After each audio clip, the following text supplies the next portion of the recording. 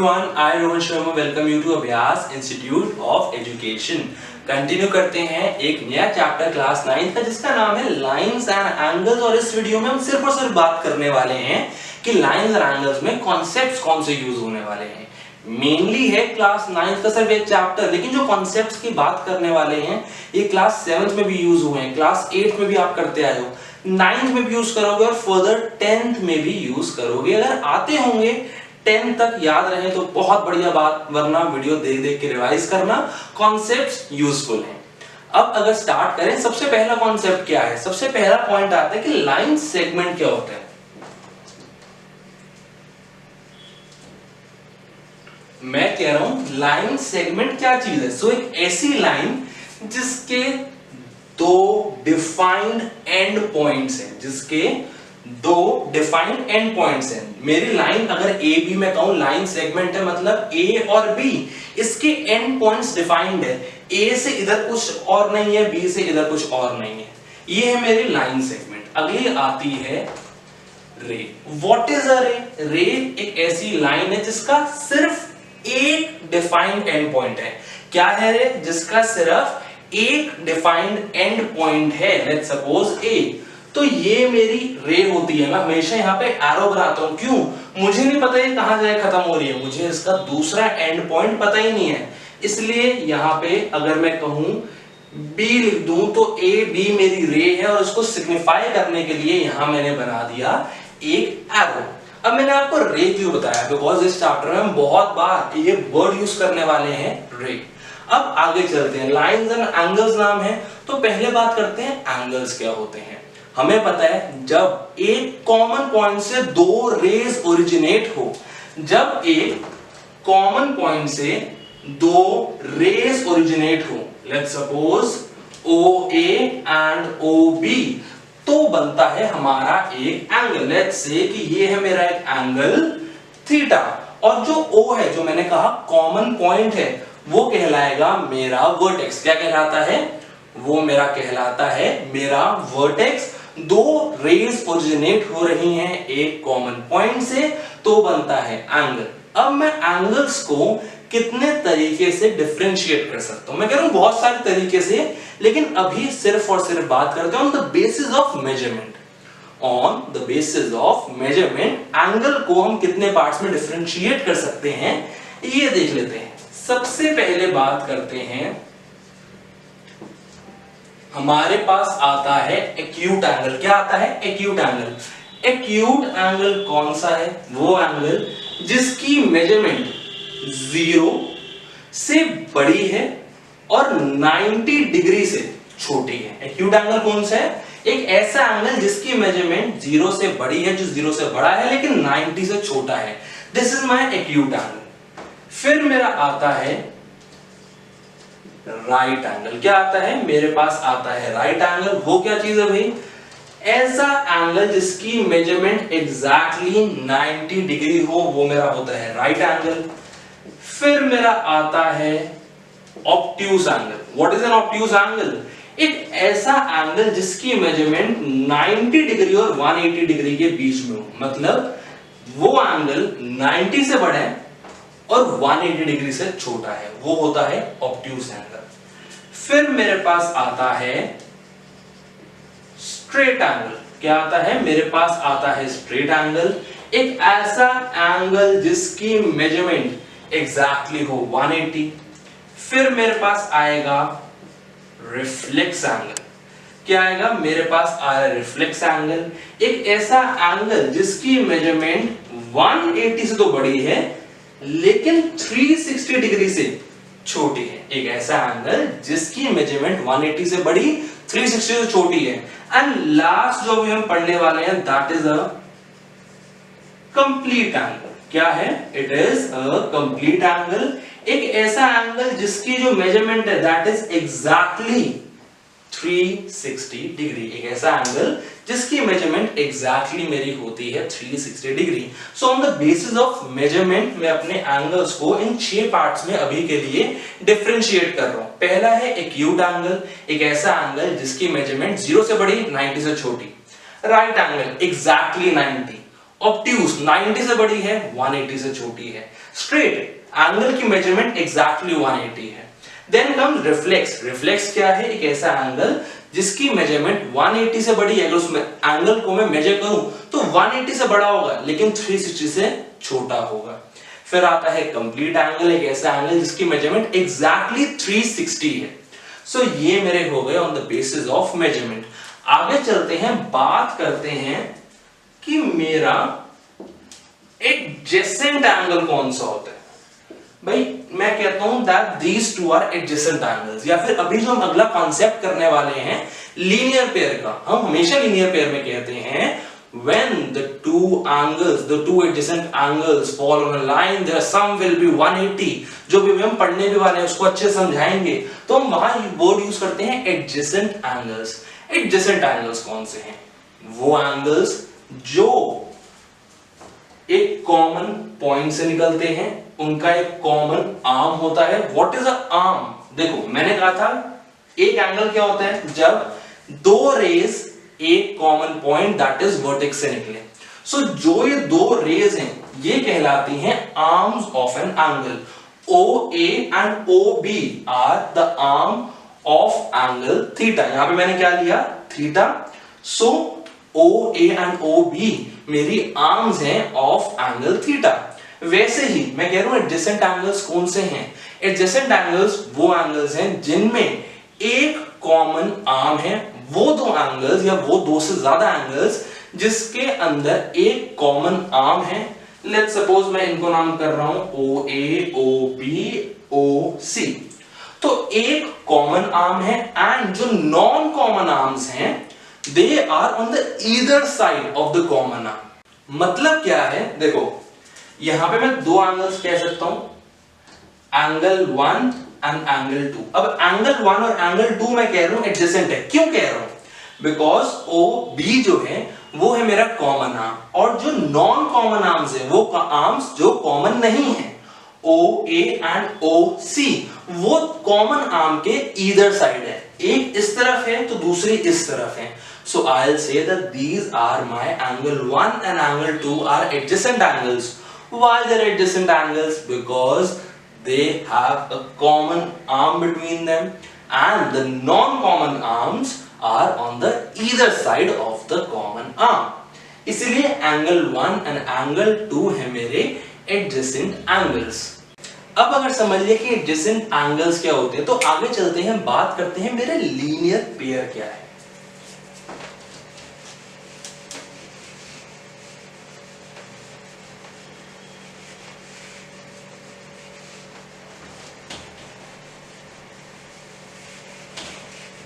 अब अगर बात कर रहे हैं लीनियर पेयर की, किसकी? अगर बात कर रहे हैं लीनियर पेयर की, ये कॉन्सेप्ट आप 7th में सीख चुके हैं, 8th में सीख चुके हैं, ट्राई कर चुके हैं, उसमें उसके बेसिस पे क्वेश्चन कर चुके हैं और इस चैप्टर में भी आप लीनियर पेयर पे क्वेश्चंस करने वाले हैं। लीनियर पेयर कहता क्या है? इट सेज दैट जब भी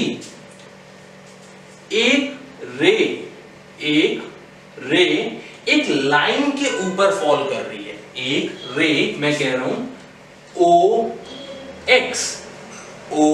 OX ये रे है जो फॉल कर रही है AB लाइन के ऊपर। OX रे है वो फॉल कर रही है AB लाइन के ऊपर।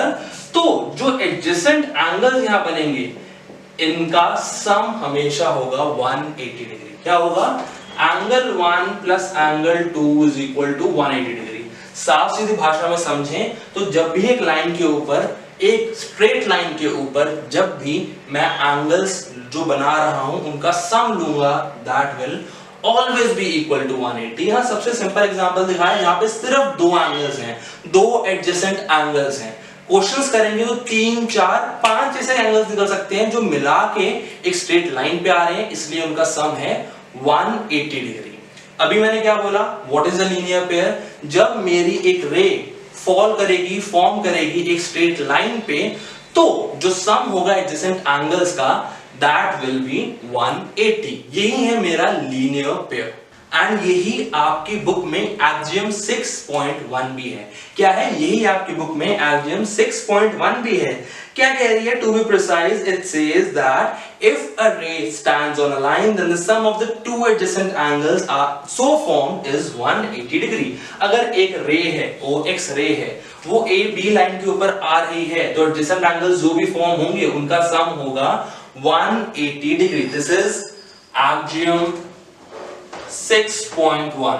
अब इसी का ही कन्वर्स हमारे पास है एज एक्जियम 6.2। क्या कह रहा हूं? इसी का ही कन्वर्स है हमारे पास एज एक्जियम 6.2। वो क्या कहते हैं? वो ये कहता है कि अगर मेरे पास दो एडजेसेंट एंगल्स हैं, मेरे पास अगर दो एडजेसेंट एंगल्स हैं जिनका सम 180 है, तो जिस लाइन के ऊपर वो है वो एक स्ट्रेट लाइन है। क्या कह रहा है कि अगर मेरे पास दो एडजेसेंट एंगल्स हैं, let's say angle A and angle B, क्या है मेरे पास है angle A and angle B. So अगर आपके पास क्लियरली है दैट एडजेसेंट एंगल्स हैं angle A and angle B, so if angle A plus angle B is equal to 180 degree, then I can imply, I can say, conclude that AOB जिसके ऊपर ये fall कर रहे हैं is a straight line या फिर is a line। क्या कहा? एक्जियम 6.2 के कह रही है that if two adjacent angles form a sum of 180 degree, if two adjacent angles form a sum of 180 degree, then they lie on a straight line। तो ये AOB एक straight line है। ये है मेरी axiom 6.2। I hope linear pair and converse of linear pair आपको पहले भी आता था। बुक में सिर्फ इतना काम किया है कि इसको एक्जियम 6.1 और एक्जियम 6.2 कह दिया है, वरना linear pair and converse of linear pair आपको पहले भी पता था। लीनियर पेयर क्या है? स्ट्रेट लाइन है, एडजेसेंट एंगल्स का सम हमेशा होगा 180। कन्वर्स क्या है? अगर एडजेसेंट एंगल्स का सम हो रहा है 180 तो वो एक स्ट्रेट लाइन पे फॉर्म कर रहे हैं। इसके साथ एक्जियम 6.1, एक्जियम 6.2 लीनियर पेयर के कॉन्सेप्ट होते हैं खत्म। आगे चलते हैं, बात करते हैं थ्योरम 6.1 की, जो मेरा एक इंपॉर्टेंट कॉन्सेप्ट है। थ्योरम 6.1 बड़ी ही इंपॉर्टेंट है, आपको पहले से आती भी है। क्या कह रहे हैं? वो कह रहे हैं अगर दो lines A O B and COD, क्या कह रहा है वो? थ्योरम 6.1 कह रहा है कि AOB एंड COD दो लाइंस हैं जो एक दूसरे को इंटरसेक्ट कर रही है। क्या कर रही है? एक दूसरे को इंटरसेक्ट कर रही है। तो इस केस में मेरे पास दो पेयर्स आएंगे वर्टिकली ऑपोजिट एंगल्स के। Let's suppose this is angle 1, this is 2, this is angle 3 and this is angle 4। तो मेरे पास यहां पे वर्टिकली ऑपोजिट एंगल्स कौन से आ गए? मेरे पास वर्टिकली ऑपोजिट एंगल्स आ गए एंगल 1 एंड एंगल 3, एंड एक पेयर आ गया एंगल 2 एंड एंगल 4। कौन कौन से पेयर आ गए? Angle 1 and angle 3, angle 2 and angle 4। तो थ्योरम 6.1 यही कह रही है कि जब भी दो लाइंस इंटरसेक्ट करेंगी और उसके अंदर जो दो पेयर्स होते हैं वर्टिकली ऑपोजिट एंगल्स के, वो होते हैं इक्वल। ये आपको पहले से कॉन्सेप्ट पता है। थ्योरम 6.1 की एग्जैक्ट स्टेटमेंट क्या है? It says that if two lines intersect each other then the vertically opposite angles are equal। 6.1 theorem कह रही है that if two lines intersect each other then the vertically opposite angles are equal। क्या conclude कर सकता हूं? Conclude कर सकता हूं that angle 1 will always be equal to angle 3 and angle 2 will always be equal to angle 4। अगर दो lines intersect कर रही थी और मेरे पास वर्टिकली ऑपोजिट एंगल का पेयर आ रहा था 1 and 3 and 2 and 4, तो थ्योरम 6.1 कहती है कि जब भी दो लाइन इंटरसेक्ट करेंगे तो वर्टिकली ऑपोजिट एंगल्स हो जाएंगे equal. So 1 is equal to 3 and 2 is equal to 4। यहां पे मेरी थ्योरम 6.1 का कॉन्सेप्ट होता है यहाँ पे। खत्म। आई होप क्लियर है। आगे बढ़ते हैं, बात करेंगे पैरेलल लाइंस को, उसके अंदर जो भी एसोसिएटेड एंगल्स है। अब अगर थ्योरम 6.1 समझ लिए, आगे चलते हैं, बात करते हैं पैरेलल लाइंस और ट्रांसवर्सल की। अब अगर मैं कहूं that L is parallel to M, जो दो लाइन बनाई हैं ये हैं एक दूसरे के पैरेलल, और जो एक लाइन इन दोनों को इंटरसेक्ट करते हुए जा रही है that is P। So I am saying P is a transversal. क्या है? P इज अ ट्रांसवर्सल, मतलब ऐसी लाइन जो दो लाइंस को, दो पैरेलल लाइंस को इंटरसेक्ट करते हुए जा रही है। अब मैं कह रहा हूं यहां पे कुछ एंगल्स बना लेते हैं, angle 1, angle 2, angle 3, angle 4, angle 5, angle 6, angle 7 and angle 8। क्या बना लिए? 1 2 3 4 5 6 7 8। अब बात करते हैं कुछ स्पेसिफिक एंगल्स की, जैसे corresponding angles, alternate interior angles, alternate exterior angles and the interior angles on the same side of transversal। इसका एक और भी नाम है, लेकिन जब इस बारे में बात करेंगे तब उस पर चलेंगे। अभी के लिए स्टार्ट करते हैं corresponding angles। corresponding angles कौन से होते हैं? क्लियर कट बात है, एक लाइन ऊपर है, एक लाइन नीचे है। अब अगर मैं बात करूं एंगल 1 की, एंड मैं आपसे पूछूं एक बात बताओ, L में यहां पे है एंगल 1। अब सेम पोजीशन कौन से एंगल की है? एंगल M में। सेम पोजीशन मतलब ऊपर की तरफ है एंड राइट साइड पे है, तो ऊपर एंड राइट यहां पे है एंगल 5। सो यहां पे कॉरेस्पॉन्डिंग एंगल्स कौन से हैं? वो एंगल्स जिनकी पोजीशन एग्जैक्टली सेम होती है दोनों लाइंस में। जैसे यहां पे ऊपर है लेफ्ट है 2, 6 ऊपर है लेफ्ट है, 4 एंड 8 कैसे? दोनों नीचे की तरफ है, दोनों राइट की तरफ है। 3 एंड 7 दोनों नीचे की तरफ है, दोनों लेफ्ट की तरफ है। राइट और लेफ्ट कैसे? ये राइट और ये लेफ्ट, ये राइट और ये लेफ्ट। मैं इस हिसाब से चल रहा हूं। अब यहां पे अगर मैं बात करूं कॉरेस्पॉन्डिंग एंगल्स की, तो कौन कौन से हैं? Angle 1 and angle 5, angle 2 and angle 6, angle 4 and angle 8, angle 3 and angle 7। Corresponding angles का कॉन्सेप्ट क्या है कि सेम पोजीशन दोनों एंगल्स की होनी चाहिए। यहां पे ये बाहर की तरफ है और इस डायरेक्शन में है, ये भी बाहर की तरफ है और सेम डायरेक्शन में है, इसलिए ये हो गए मेरे कॉरेस्पॉन्डिंग एंगल्स। अब आगे चलते हैं। ये कॉरेस्पॉन्डिंग एंगल्स अगर समझ लिए, इनके पेयर समझ लिए कि ये भी है, यहां पे है angle 1 angle 5, angle 2 angle 6, angle 4 angle 8 and angle 3 angle 7। आगे बात करते हैं ऑल्टरनेट इंटीरियर एंगल्स। दो पैरेलल लाइंस है L and M। L M को फेस कर रही है, M L को फेस कर रही है, तो दोनों के इंटीरियर साइड्स कौन से हो गए? L के इंटीरियर साइड हुआ ये एंड M का इंटीरियर साइड हुआ ये। अब सबसे पहले बात करते हैं इंटीरियर एंगल्स कौन से हैं। दोनों लाइंस में अगर मैं 8 के 8 एंगल्स में से बात करूं, मेरे कौन से इंटीरियर एंगल्स हैं? तो 3 4 5 6 ये है मेरे interior angles. In the same वे 1 2 7 8 है मेरे एक्सटीरियर एंगल्स। अब अगर बात करें ऑल्टरनेट इंटीरियर एंगल्स की, तो 4 अगर मैं ले रहा हूं एक एंगल, तो यहां पे ऑल्टरनेट का मतलब समझो ऑपोजिट। क्या समझो? यहां पे ऑल्टरनेट का मतलब समझो ऑपोजिट। सो अगर एक साइड ये है तो इसकी ऑपोजिट साइड कौन सी आ गई? ये, और ऑपोजिट साइड में आ गया एंगल 6। क्या आया? ऑपोजिट साइड दूसरी तरफ कौन सा एंगल है? ऑपोजिट साइड दूसरी तरफ एंगल है एंगल 6। तो यहां पे पेयर क्या बन रहा है? यहां पे पेयर बन रहा है 4 angle 4 and angle 6 in the same way angle 3 and angle 5। So alternate interior angles दोनों लाइंस में जो मेरे इंटीरियर की तरफ है, alternate यहां पे ट्रिक ले लो कि ऑपोजिट। तो ऑपोजिट एंगल्स कौन से दूसरी साइड पे? यहां पे अगर 4 है तो यहां है 6, यहां अगर 5 है तो यहां है 3। तो ये मेरे हो गए alternate interior. In the same way, same concept से ऑल्टरनेट एक्सटीरियर कौन से हैं? अगर मैं कह रहा हूं एंगल 1, अब आप बता सकते हो कि ऑल्टरनेट एक्सटीरियर यहां पे हो गया इसका एंगल 7। इन द सेम वे अगर मैं ले रहा हूं एंगल 2, तो ऑल्टरनेट एक्सटीरियर इसका हो गया एंगल 8। तो पेयर क्या हो गया? ऑल्टरनेट एक्सटीरियर का 1 7 एंड 2 8। अब बात करते हैं interior angles on the same side of transversal. Interior angles मैं बता चुका हूं 3 4 5 6। अब ट्रांसवर्सल क्या है? P।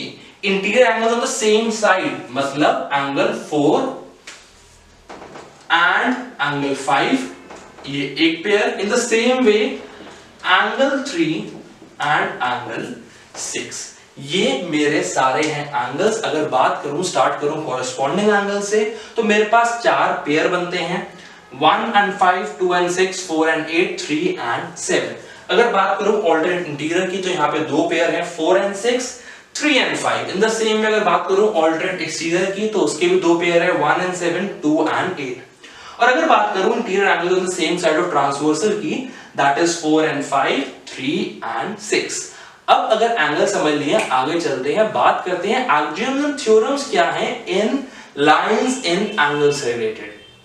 अब एक्सियम 6.3 क्या कहती है? It says that if there is a transversal which intersects a pair of parallel lines, then all the pair of corresponding angles are equal। क्या कह रही है कि अगर L और M मेरे पैरेलल लाइंस हैं, एंगल यहाँ पे जो मेरे बन रहे हैं वो बन रहे हैं बिकॉज ऑफ P, क्योंकि P यहाँ पे है ट्रांसवर्सल। तो जितने भी कॉरेस्पॉन्डिंग एंगल्स के पेयर हैं, जैसे कि 1 and 5, 2 and 6, 4 and 8, 3 and 7, ये है आपस में equal. So angle 1 is equal to angle 5, angle 2 is equal to angle 6, angle 4 is equal to angle 8 और angle 3 is equal to angle 7। Her pair of corresponding angles हैं यहाँ पे equal। ये है मेरा axiom 6.3। axiom 6.4 क्या कहते हैं? अब एक बात याद रखना, यहाँ पे बहुत सारे axioms, बहुत सारे theorems हैं, तो हमें उनकी स्टेटमेंट लर्न करनी है, उसका मतलब समझना है। ये मत लर्न करो कि कौन सी एग्जियम है एग्जियम 6.3, तो बस आंसर लिख दिया एग्जियम 6.3। नहीं, हमें वहां पे पूरी स्टेटमेंट लिखनी पड़ेगी that if a transversal intersects a pair of parallel lines, then each pair of corresponding angles are equal. हमें ये पूरी स्टेटमेंट लिखनी है। तो इसको समझो कि अगर हमारे यहाँ पे ट्रांसवर्सल है, एक पेयर है ऑफ पैरेलल लाइंस, तो हर पेयर ऑफ कॉरेस्पॉन्डिंग एंगल्स आपस में होंगे इक्वल। अब अगली चीज क्या है? इसी का ही कन्वर्स। अभी मैं कह रहा था ये चीज मुझे गिवन है, तो मैं इसको कंक्लूड कर सकता हूं। ऑपोजिट क्या है? अगर मेरे पास यहाँ पे हो angle 1 is equal to angle 5, या फिर हो 4 is equal to 8, या फिर हो 2 is equal to 6, या फिर हो 3 is equal to 7, if any pair of corresponding angles are equal, then the two lines are parallel. अगर इनमें से कोई भी एक चीज मैं प्रूव कर पाऊं, तो मैं कंक्लूड कर सकता हूं that line L is parallel to line M। L is parallel to M, मैं ये कंक्लूड कर पाऊंगा अगर मैं किसी भी पेयर ऑफ कॉरेस्पॉन्डिंग एंगल्स को कर दिया मैंने इक्वल प्रूव। आगे चलते हैं, आगे मेरे पास आती हैं अपनी थ्योरम्स। अब नंबरिंग पे ध्यान नहीं देते, ये ध्यान देंगे दैट थ्योरम्स कह क्या रहे हैं। ऑल्टरनेट इंटीरियर एंगल्स क्या कह रही है? It says that if a transversal cuts or intersects a pair of parallel lines, then the pair of alternate interior angles are equal। P मेरी transversal, L is parallel to M, then I can conclude कि जो मेरे alternate interior angles हैं 4, 6, ये आपस में होंगे equal। Angle 4 will be equal to angle 6। Similarly, angle 3 will be equal to angle 5। So alternate interior angles मेरे equal होंगे अगर एक ट्रांसवर्सल इंटरसेक्ट कर रही है दो पैरेलल लाइंस को।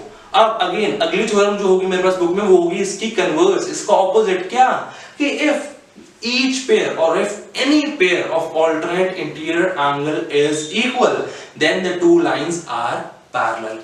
अगर मैं प्रूव कर पाया 4 is equal to 6, या मैं प्रूव कर पाया 3 is equal to 5, if इनमें से ये कंडीशन है मेरी, if अगर ये गिवन है, then I can conclude that L is parallel to M, then L is parallel to M। आगे चलते हैं ऑल्टरनेट एक्सटीरियर एंगल्स। जो भी इंटीरियर में किया वही सेम चीज यहाँ पे है। P transversal L is parallel to M, ये गिवन है, तो मैं कह सकता हूं that each pair of alternate exterior angle are equal। मतलब 1 is equal to 7, angle 2 is equal to angle 8। alternate interior angle equal होते हैं अगर मेरी लाइंस हैं पैरेलल। कन्वर्स क्या होगा? अगली थ्योरम क्या होगी? अगर मेरे alternate exterior angle का कोई भी एक पेयर है equal, then the two lines are parallel। if 1 is equal to angle 7, if angle 1 is equal to angle 7, or if angle 2 is equal to angle 8, then I can conclude L is parallel to M। अगर ये हुआ, अगले topic पे चलते हैं। क्या था? Interior angles on the same side of transversal. सबसे पहले मैंने आपको बताया इसका एक और नाम भी है, इनका एक और नाम है को interior angles. So you call it interior angles on the same side of transversal या फिर को इंटीरियर एंगल्स, मतलब एक ही है। अब थ्योरम कहती क्या है? थ्योरम कहती है that the interior angles on the same side of transversal are supplementary. क्या बोला? Are supplementary. अब अगर हल्का सा याद हो 7th और 8th में कुछ कॉन्सेप्ट किए थे that the angles are complementary, that the angles are supplementary. अभी कॉम्प्लीमेंट्री सप्लीमेंट्री का मतलब क्या है? जब भी मैं कहूं कि एंगल्स आर कॉम्प्लीमेंट्री, मतलब जो उनका सम है that is 90 degree, and whenever I say that the angles are supplementary, मतलब एंगल्स का सम है 180। So थ्योरम ये कहती है that the angles, interior angles on the same side of transversal, they have a sum of 180 degree. That is, the interior angles on the same side of transversal are supplementary. तो same side of transversal क्या थे? Angle 4 and angle 5। तो अगर मैं इनको add करूंगा तो मेरे पास आ रहा है 180 degree. In the similar way अगर मैं करूं एंगल 3 प्लस एंगल 6 तो भी मेरे पास आ रहा है 180 degree. So interior angles on the same side of transversal are supplementary. Supplementary का मतलब क्या है? कि उनका सम है 180। So 4 plus 5 is 180 degree. In the same way angle 3 plus angle 6 is equal to 180 degree. ये थ्योरम है। कन्वर्स क्या होगी देख चुके हैं। अगर एक थ्योरम है तो उसका कन्वर्स भी है। कन्वर्स क्या है? कन्वर्स कह रहे हैं क्या? if the interior angles on the same side of transversal are supplementary, then the two given lines are parallel। पहले क्या था? if L is parallel to M, if P is a transversal, then 4 plus 5 is equal to 180, 3 plus 6 is equal to 180। अब क्या कह रहे हैं? अब मैं कह रहा हूं if 4 plus 5 is equal to 180 और 3 plus 6 is equal to 180 degree, then I can say L is parallel to M। ये हुई मेरी theorems about the parallel lines and their angles, जिसमें मैंने सीखा कॉरेस्पॉन्डिंग एंगल्स इक्वल होते हैं अगर लाइंस पैरेलल है, एंड अगर कॉरेस्पॉन्डिंग एंगल्स इक्वल है तो लाइन पैरेलल है। सिमिलरली अगर लाइन पैरेलल है तो ऑल्टरनेट इंटीरियर एंगल इक्वल है, and if the alternate interior angles are equal then the given lines are parallel। Similarly, if there is a pair of parallel lines then the alternate exterior angles are equal, and opposite क्या हो गया? If alternate exterior angles are equal then the given lines are parallel, and if there are two lines, if there is a pair of parallel lines, then the interior angles on the same side of transversal are supplementary या फिर co-interior angles are supplementary, then 4 plus 5 is equal to 180 और angle 3 plus angle 6 is equal to 180 degree। Converse क्या होगा? If the interior angles on the same side of transversal are supplementary, then the given lines are parallel। अब हमने कौन कौन सी theorem कर ली? Theorem 6.2 क्या कह रही थी? If a transversal intersects two parallel lines, then each pair of alternate interior angle is equal। हमने समझ ली, इसको पढ़ लिया। थ्योरम 6.3 क्या कह रही है? It says if a transversal intersects two lines such that एक pair of alternate interior angle is equal, then the two lines are parallel। हम पढ़ चुके हैं, समझ चुके हैं। थ्योरम 6.4 क्या कह रही है? If a transversal intersects two parallel lines, then each pair of interior angles on the same side of transversal is supplementary। ये वाला कॉन्सेप्ट। अगली थ्योरम क्या है? It says if a transversal intersects two lines such that a pair of interior angle on the same side of transversal is supplementary, interior angles on the same side of transversal is supplementary, then the two lines are parallel। ये हमारा हो गया theorem 6.5 तक। Theorem 6.6 के कह रही है that is also related to parallel lines, तो उसको अभी इसी में ही समझ लेते हैं। I hope आपको समझ आ गया है corresponding angle, साथ साथ alternate interior angles, alternate exterior angles। अब सिर्फ इतना पार्ट मिटाते हैं बिकॉज़ मुझे सिर्फ इतनी ही स्पेस की जरूरत है। अब मेरे लिए 1 2 3 4 मुझे इनकी जरूरत भी नहीं है। अब तो अभी के लिए कर देते हैं रब। अब मैं क्या कह रहा हूं, अब मैं कह रहा हूं लेट्स से मेरे पास अभी भी लाइन थी L is parallel to M। मेरे को क्या गिवन है, मेरे पास गिवन है that L is parallel to M। अब मैं कह रहा हूं मैं एक और लाइन कंस्ट्रक्ट कर रहा हूं, मैं लाइन कंस्ट्रक्ट कर रहा हूं लाइन N। क्या है, मैं कंस्ट्रक्ट कर रहा हूं लाइन N और मैं कह रहा हूं M is parallel to N। M, line M is parallel to line N। अब I can conclude theorem 6.6 to be precise, theorem 6.6 ये कहती है that if two lines are parallel to a single line then they are parallel to one another।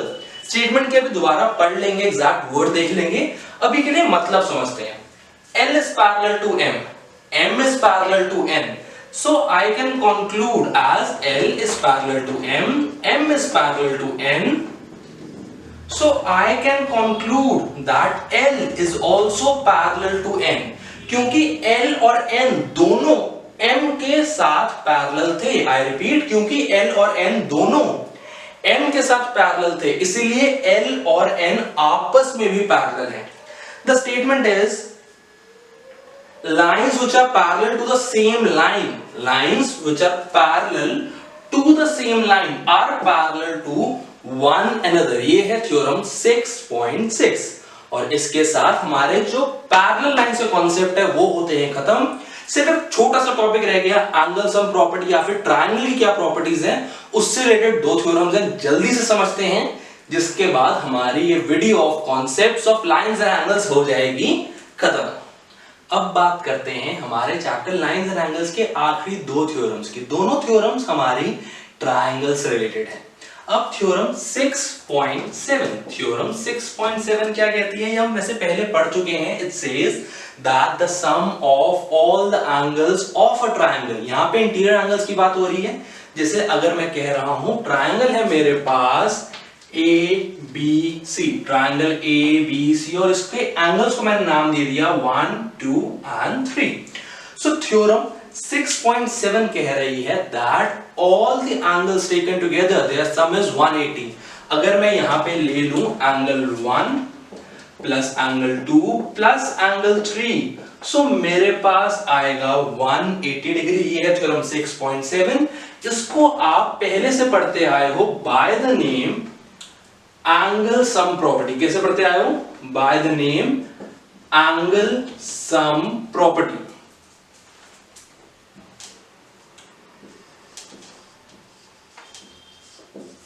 So this is my theorem 6.7। exact bookish language क्या है, it says that the sum of the angles of a triangle is 180 degree। it is that simple। जब भी मेरे पास एक triangle होगा उसके तीनों angles का सम लूंगा, it will always be equal to 180। अगले और लास्ट थ्योरम पे चलते हैं। थ्योरम 6.8 क्या कह रही है। अब ये मेरे पास एक ट्रायंगल था, ट्रायंगल ABC। लेट्स सपोज मैंने C से, साइड C से एक लाइन आगे एक्सटेंड कर दी, मेरे पास आ गई BCD। तो अब जो यहां पे मैं एक्सटीरियर एंगल बना रहा हूं, लेट्स सपोज एंगल E, यहां पे क्या नाम दे दिया, मैंने इसको नाम दे दिया angle E to denote that angle E is an exterior angle. Triangle के बाहर है इसलिए एक्सटीरियर एंगल। वैसे ये भी हम पहले पढ़ चुके हैं 7th 8th क्लास में, फिर भी बहुत जल्दी से रिवाइंड करते हैं। क्या कहता है दैट जब भी मैं अपनी ट्रायंगल की एक साइड को एक्सटेंड कर दूंगा तो जो मेरा एक्सटीरियर एंगल बन रहा होगा that will be equal to the sum of opposite interior angles.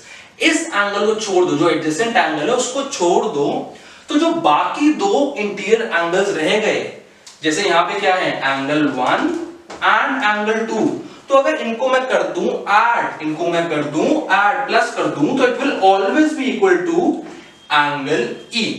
किसके इक्वल होगा, it will always be equal to angle E। So if a line is extended from any side of the triangle then the exterior angle so formed is always equal to the sum of opposite interior angle. जैसे angle E will always be equal to 1 प्लस 2। एक और अगर example लूं, मैं कह रहा हूं यहां से B से मैं एक लाइन एक्सटेंड कर देता हूं, दिस इज माय BX और ये है मेरा लेट्स सपोज एंगल F ले लेते हैं, एंगल F हो गया, या फिर चलो एंगल 4। अब एंगल 4 अभी जो हमने पढ़ा थ्योरम 6.8 कि जो एडजेसेंट एंगल होगा ट्रायंगल का, जो उसके जस्ट साथ में आ रहा होगा, उसको छोड़ के opposite interior angle, so angle 4 will always be equal to angle 1 plus angle 3। आप इसको पहले एक्सटीरियर एंगल प्रॉपर्टी के नाम से पढ़ते आए हो।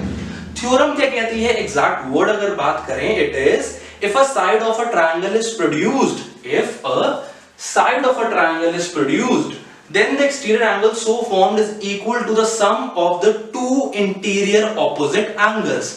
It is equal to the sum of two opposite interior angles. जो बन रहा है उसके साथ वाले को छोड़ के opposite इंटीरियर एंगल्स का सम हमेशा इसके इक्वल ही होगा। इसको पहले पढ़ते आए हो एक्सटीरियर एंगल प्रॉपर्टी के नाम से। लास्ट की जो थ्योरम 6.7 6.8 थी रिलेटेड टू माय ट्रायंगल, उसकी प्रॉपर्टीज के बारे में 6.7 कहती थी दैट जो एक ट्रायंगल है हमेशा उसके तीनों एंगल्स का सम होगा 180, और जो मेरा अगर किसी भी एक साइड को एक्सटेंड कर दूं तो एक्सटीरियर एंगल जो बनेगा it will always be equal to the interior opposite angles के सम के इक्वल। So angle E is equal to 1 plus 2 and angle 4 is equal to angle 1 plus angle 3। I hope आपको lines और angles के सारे concept clear है।